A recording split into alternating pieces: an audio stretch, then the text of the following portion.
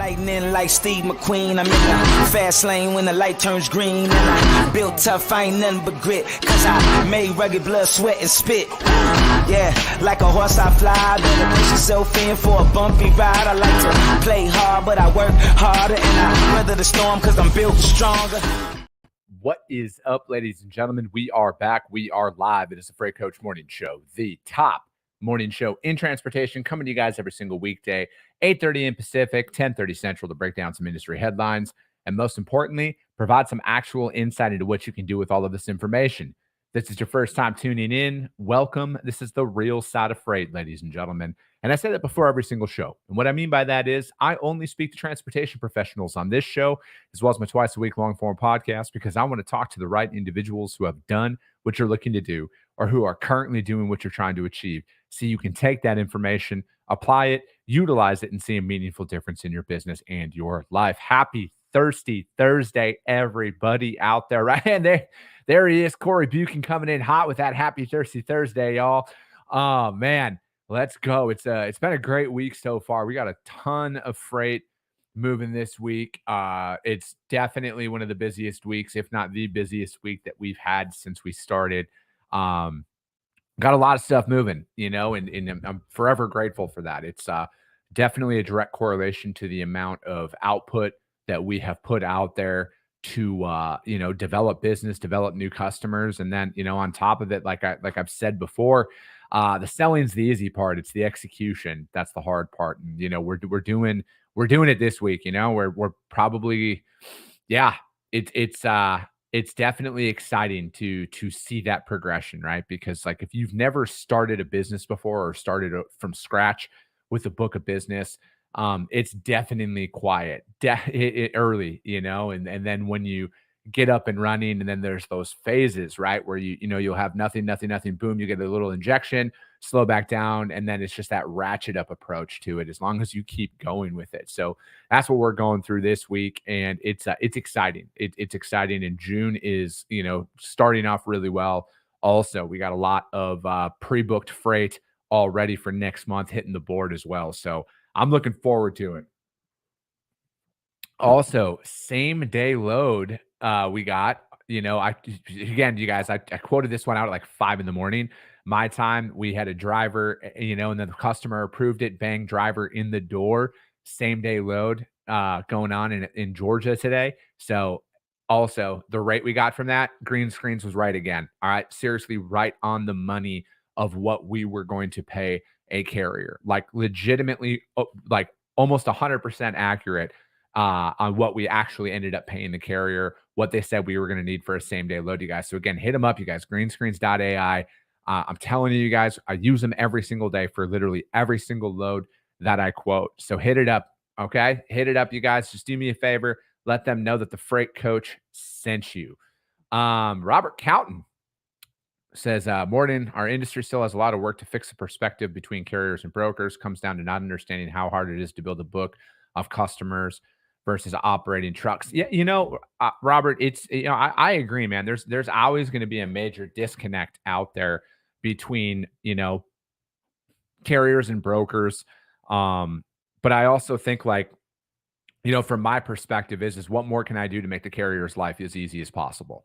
I can't make everybody happy, but I can also learn from every situation I come in. And a lot of it comes down to talking with drivers. I think that, I know this isn't, meant towards you or anything, Robert, but like there's a lot of brokers out there who have never actually spent time with a trucking company. They've never done they don't know what drivers actually go through out there. And I think that that's where, everybody, if we want anything to change in this industry, it's got to start with you, right? The individual itself, and then say, what more can you do? What can you do differently out there to improve this industry?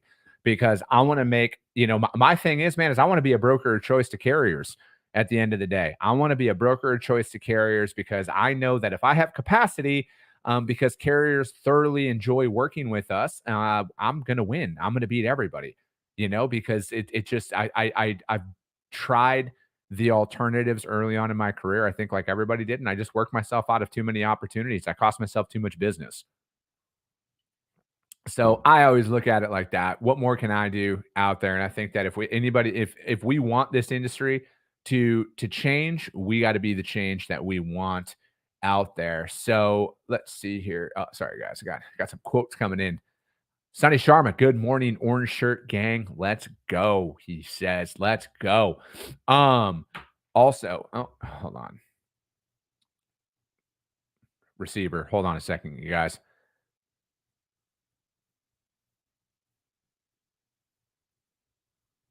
Perfect. Communication's everything. Communication's everything. Like I said, you guys, we got a busy week going on right now, so I'm trying to stay on top of it. But no, it's a good thing. But yeah, with that being said, let's jump in and break down some articles here, ladies and gentlemen. As always, you guys, the links to the articles are going to be published out on the Freight Coach YouTube channel, as well as the audio and the replay on iTunes and Spotify. Also, you guys, we got a newsletter that drops tomorrow as well. Okay. So if you want to register for our newsletter, go to thefreightcoach.com and sign up directly on there. We're seeing a ton more subscriptions coming in here week over week. So make sure you do that, you guys. All right. Subscribe to it. I'm not going to auto subscribe people to it. I'm not going to buy an email list and do any of that crap. I don't believe in that at all. I want to earn that. All right. So if you think that this is a good podcast, and obviously if you're listening to it, you either enjoy it or you thoroughly hate me, and you're but I think that, you know, at the end of the day, if you guys can go over there and do that, subscribe to it, that would be awesome. And then tomorrow's Q&A show, I have a guest coming on. Okay. Somebody who is very, very qualified to answer any of your guys' sales or operations related questions out there. You won't want to miss this one, you guys. I'm telling you right now, if you are out there trying to develop business, you will not want to miss this show tomorrow. Okay. So make sure you tune in, hit that subscribe button, hit that bell notification that notifies you when your boy goes live, because tomorrow is going to be an absolute banger of a show. All right. First article we are going to break down. This one's from ttnews.com. 100% Sonny says it's the -- podcast in our industry. That's right, man. I appreciate that. First article, ATA critical of proposed federal downgrade of marijuana.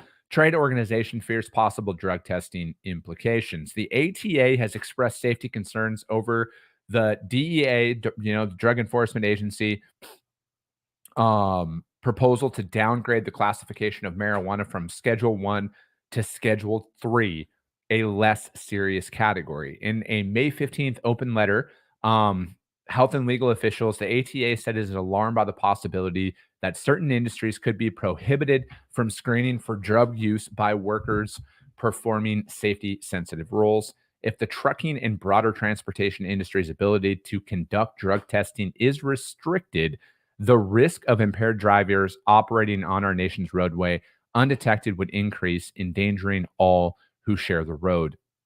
The DEA proposed downgrade placement of marijuana on the list is based upon such factors as substances medical use, potential for abuse, scientific evidence of its pharmacological effects, and safety of or dependence liability as defined by a Controlled Substance Act.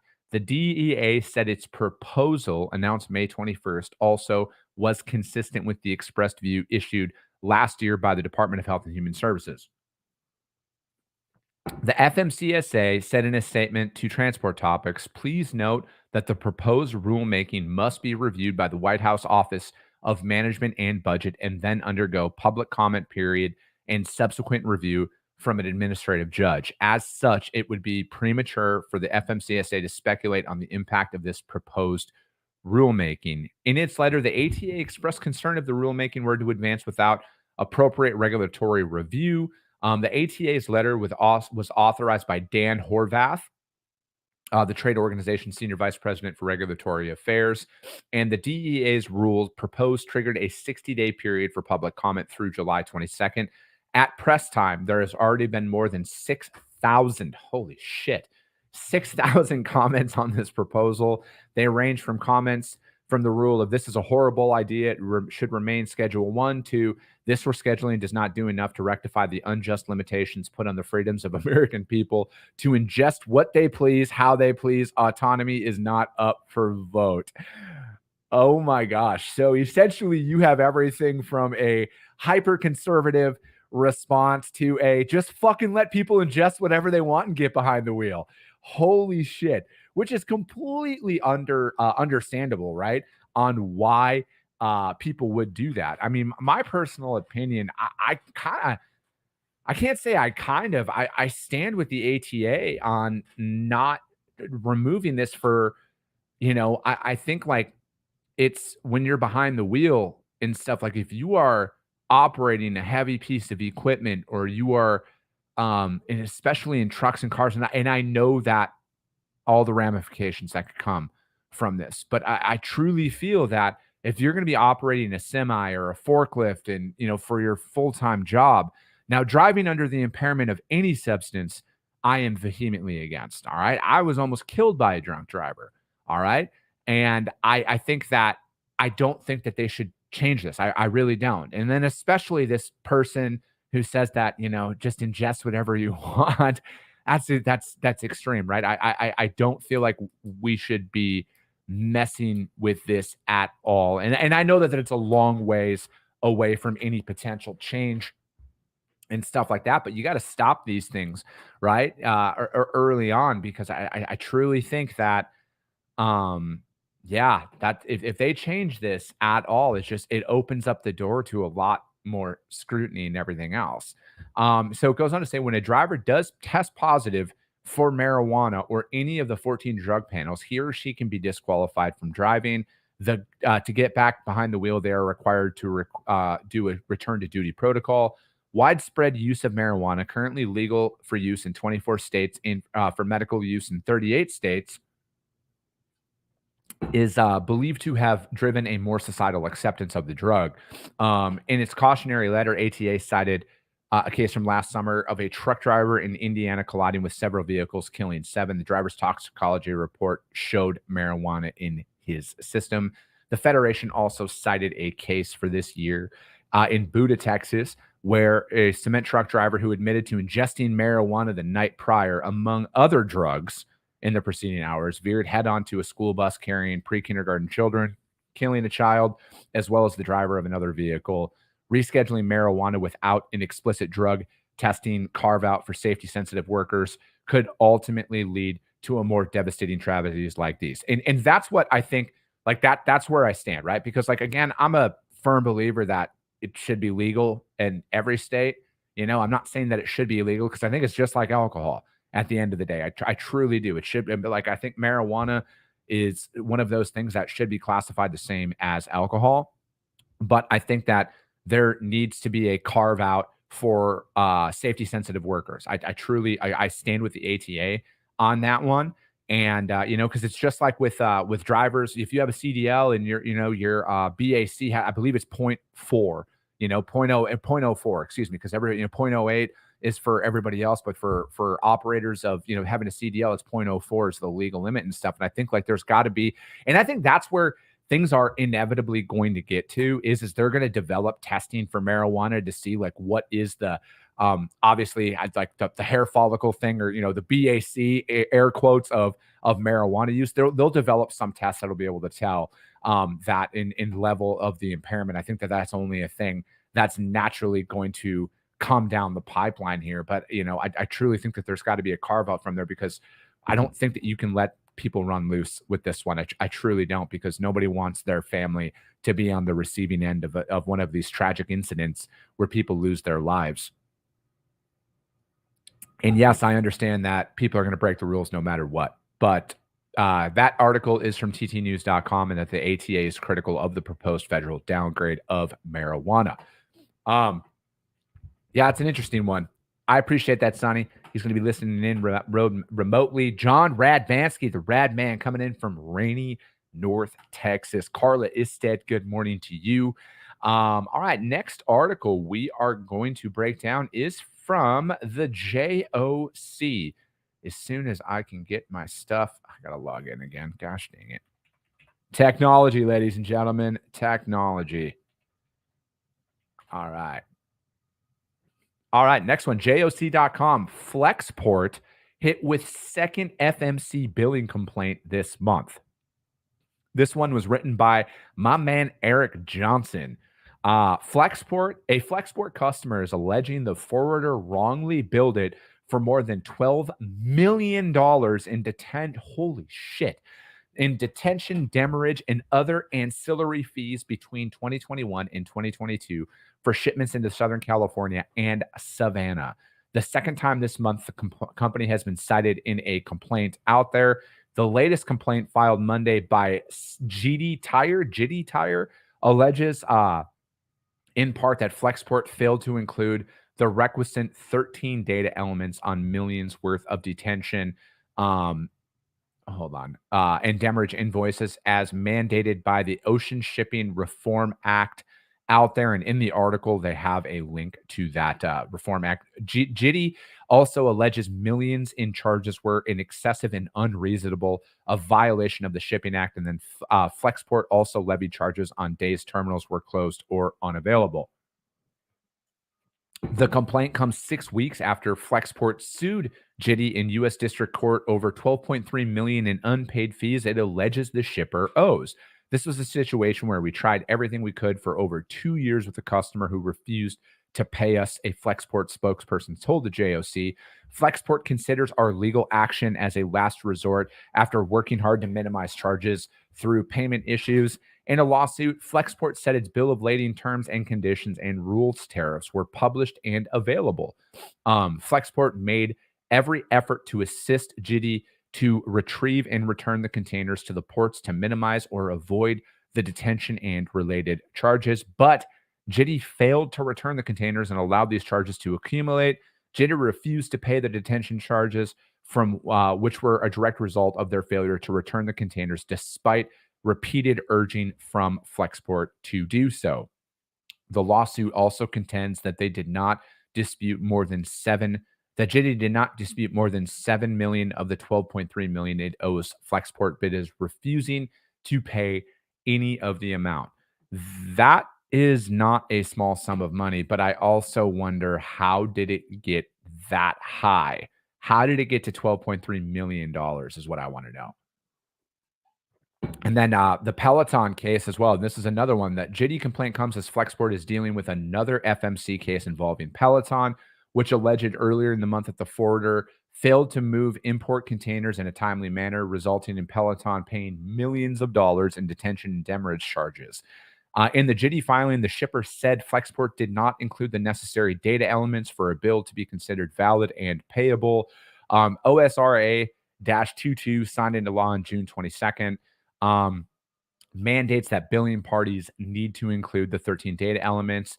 The invoice lacked the necessary detail for Jitty to determine the basis and validity of the individual detention. Many of these accessorial charges invoiced by Flexport were excessive in quantum, the shipper alleged. Flexport charges in many instances were 4 to 5 times the market rate for equivalent services. This is, obviously, I don't know the ins and outs of the cases. I don't know what the contract looked like. I don't know any of that stuff. But for anything in my position, and this is all the advice that I would give, get everything in writing and make sure all parties are aware of any accessorial fees. Make sure it's clear, lined out on there, because I do this when I'm bidding on freight, especially if it's like an overdimensional load, right? And it requires pilot cars and stuff like that. I'll have a line item for the transit. I'll have a line item for the pilot cars. I'll have a line item for the permits and everything else. And everything's laid out there. And then I make sure everybody is aware of what's going on. The carrier is aware of it. If there's any preset detention amounts and stuff like that, that's another thing too that we all negotiate on the front end. And I want all parties to be fully informed about what's going on. And this is I don't know if this didn't happen right here, but if I read an article like this and I'm like, how did it get to $12.3 million? Obviously, people were aware that there were fees incurring, but again, notify people of this, right? Like if you have a driver that's going into detention time, notify your customer at that moment. Don't do it after the fact, all right? Because I see a lot of that going on out there as nobody says anything, or there's no communication that goes on in that event. And I think that you need to nip that stuff. You need to get ahead of it, get it all in writing, notify the right parties of it. Drivers, you got to do the same thing. All right. You got to let the broker know, or the shipper know, or the receiver know, whomever, that you're going into detention, so we can have all of this stuff documented properly. All right. I think a lot of situations that we find, and again, I don't know the ins and outs of every situation, but a lot of the situations that I have found myself in my brief 3-shipment career and I'm being completely sarcastic there, everything is solved with communication. All right. And then you definitely want to get everything in writing. Okay. You got to have a paper trail for everything, because say everybody did the right thing in this situation and it led to a lawsuit, everybody's going to get their emails, text messages, and phones subpoenaed, and they're going to fucking pick everything apart to find out who's at fault. That's why I think you got to document everything, have it all clear and in writing out there. You got to protect your business, you guys, because nobody's going to protect it for you. And then it gets to a lawsuit and stuff like that. And you don't want to get to that point. But that article is from the JOC.com. And that is Flexport hit with second FMC billing complaint this month. And I don't know if this is going to happen out there, but I have also know that when things rain, it pours. And I guarantee every company that uses Flexport is now looking through all of their invoices to make sure that they weren't overbilled and everything else, because, you know, this is getting for it to get public attention like this, it's only going to lead to other ones. I guarantee everybody's looking through their books right now to see what the hell's going on out there. But that is going to be it for today, you guys. I got to get back after it. Like I said, I got a lot of freight moving right now, and we're just at about the 25-minute mark here for the show. So I'm going to cut it a few minutes early. But again, you guys, you're not going to want to miss the live show tomorrow. All right. It's going to be an absolute banger of a show. Any one of you who have questions about selling or anything like that, or how you get customers, and I know you do because I get DMs about it multiple times a week, this is the show you guys are going to want to watch for tomorrow. But as always, if you guys got value in what you heard today, subscribe to the show, you guys. Share it out there to your network, because if you see value, your network's going to see value as well. I appreciate you guys. I love you guys, and we'll be talking to you soon.